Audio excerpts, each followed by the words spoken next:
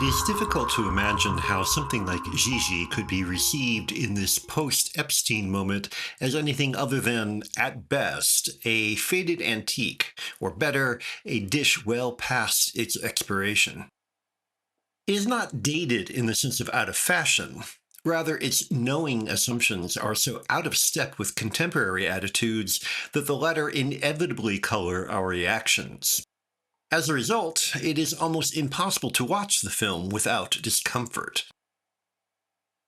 Adapted from a Broadway musical by Lerner and Loewe, itself based on a novella by Colette, Gigi tells the story of a vivacious adolescent, Leslie Caron, who, in the course of the story, matures into a young woman, eventually marrying her much older friend Gaston, Louis Jourdan.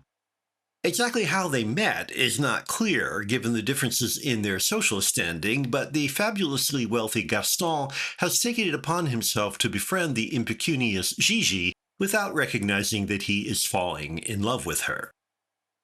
Which is where the trouble starts, because Gigi is, at most, a teenager. In fact, she is introduced to us as a quote-unquote little girl by Gaston's uncle Honoré, Maurice Chevalier, who croons "Thank Heaven for Little Girls" with oily savoir-faire before setting the story in motion.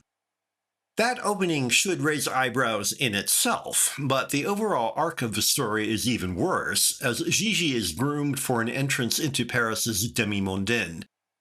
Moreover, the cynical belief that the only course open to a young girl is either to be a rich man's plaything or to be trapped in a sterile marriage is explicitly stated by all the characters. In other words, the pedophile assumptions are stated openly and are central to the story.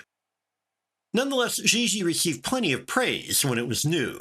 Winner of no fewer than 9 Academy Awards, including Best Picture, it was lushly produced. Vincent Minnelli was certainly no stranger to musicals, although his work here is less audacious than The Bandwagon or An American in Paris. Sasu Beaton keeps everyone perfectly accoutered, while the design and cinematography are stuffed with more Belle Epoque clutter than should be legal.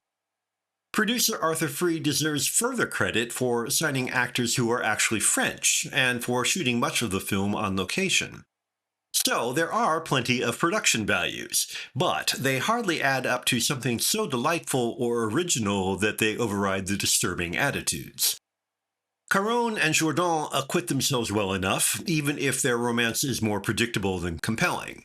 Maurice Chevalier is almost too well cast, however. His avuncular advice to Gaston, winking acceptance of Gigi's corruption, and unapologetic misogyny make Honoré seem less a smooth boulevardier than a lascivious reprobate.